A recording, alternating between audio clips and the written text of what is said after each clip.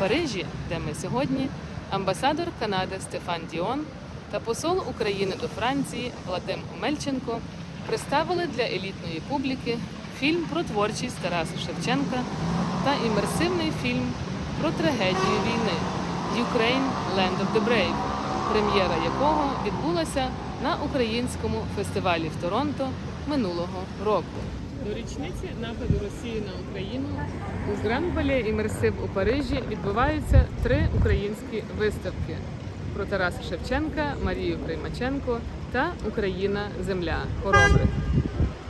На відзначення трагічної річниці московського тероризму в Україні презентація інновативного культурного проєкту «Україна – рік незламності. Культура спротиву» в престижному будинку сучасної творчості в Гранд Пале Імерсив в Парижі була спільним проєктом українського посольства та канадської амбасади в Парижі. Амбасадор Канади Стефан Діон привітав дипломатичний корпус та у вступному слові гостро засудив численні злочини Росії проти української культурної спадщини, нищення музеїв, театрів, бібліотек і шедеврів мистецтва.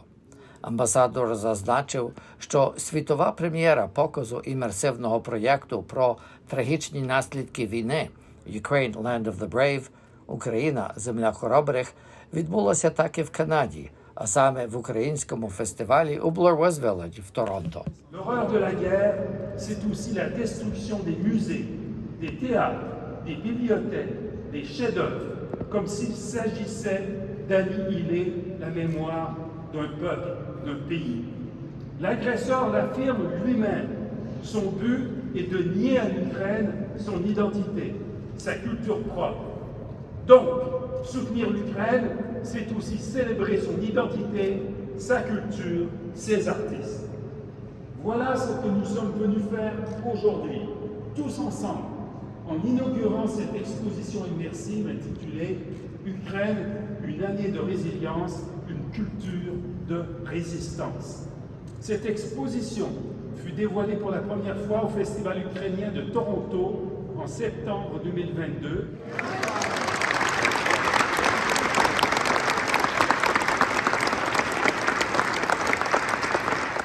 Продуценти проєкту «Україна – рік незламності. Культура спротиву» теж приймали участь на цьому відкритті. Продюсер Валерій Костюк та Наталя Делієва. Креативна директорка Rock and Night Multimedia Таїсія Пода та композитор Тимур Полянський. Соліман ансамбль. Слава Україні! Героям слава!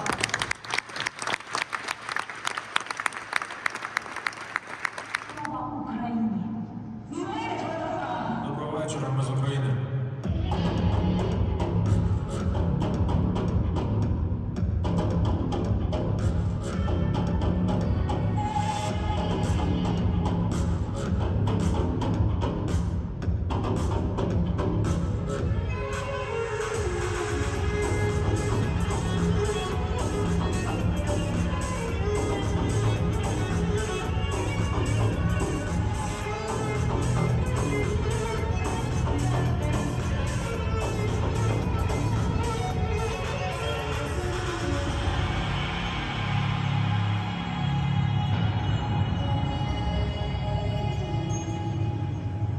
Тетяна Чубар воює в 58-й окремій мотопіхотній бригаді імені гетьмана Івана Виговського. Раніше працювала в кондитерській, пекла тістечка, а нині нещадно підсмажує ворога. Каже, в ЗСУ пішла, бо з дитинства мріяла про це.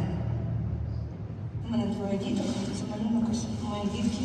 Я з ними малювала. Мамина машинка. Поки її самохідна установка на відновленні приручає нову. 36 кілометрів. Ще 20 і ціла я.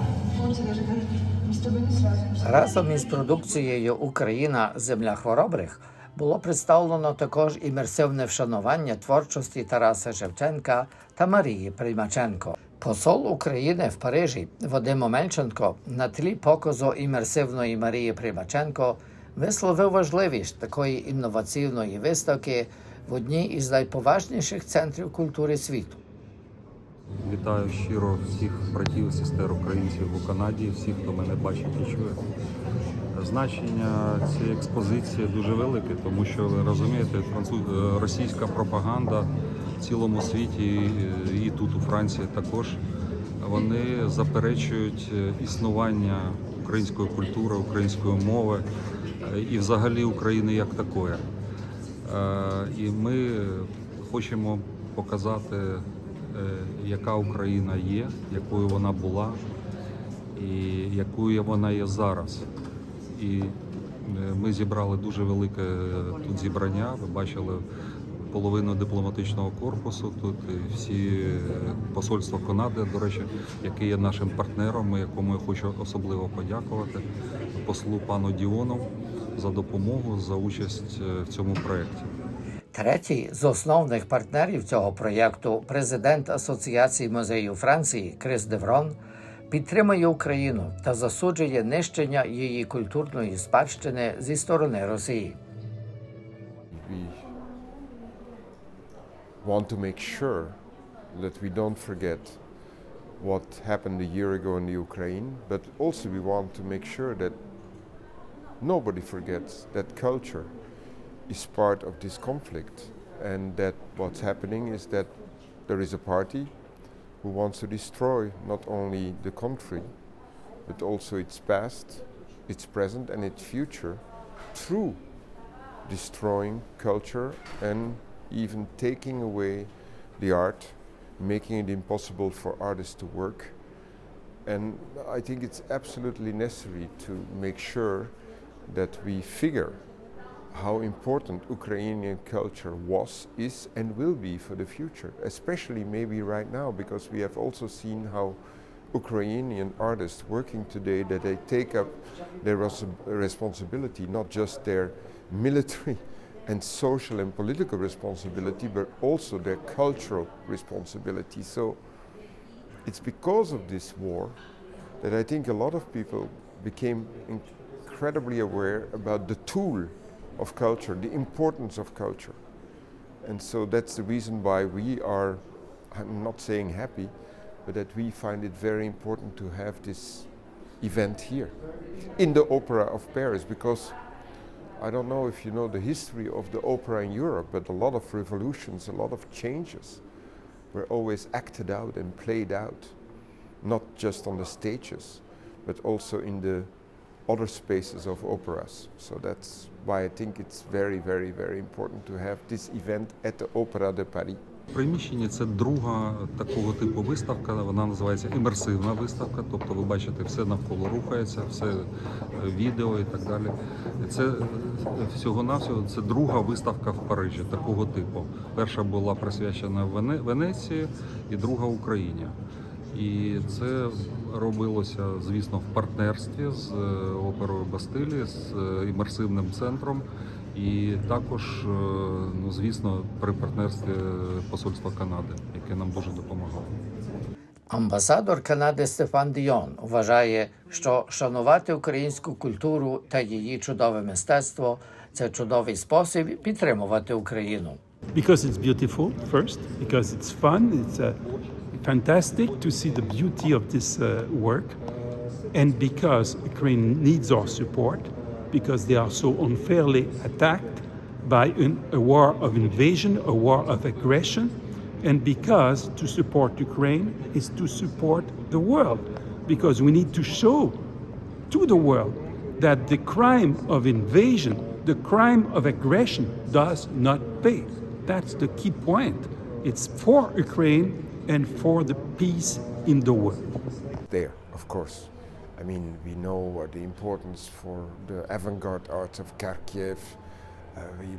We know all of this, but we are becoming aware of it again, you know.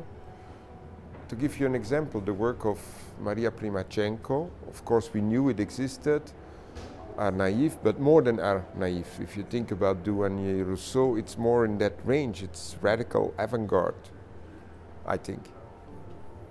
But these roots of radicality were also recognized by people like Picasso. So we start to see Prymachenko in another context again. It's not the best context, but in another context. So we discover suddenly in the work like Prymachenko different layers. And that's what these events are all about, to make sure that you look anew, that you always look for more. Their work should be celebrated in any circumstances. But the circumstances in which we are, a war, the destruction of a war, the unfairness of this war, the horror, makes this exhibition even more needed and existential, I would say. And it's why today in Paris you had so many people coming here to show their support for Ukraine's culture, and that means for Ukraine's people.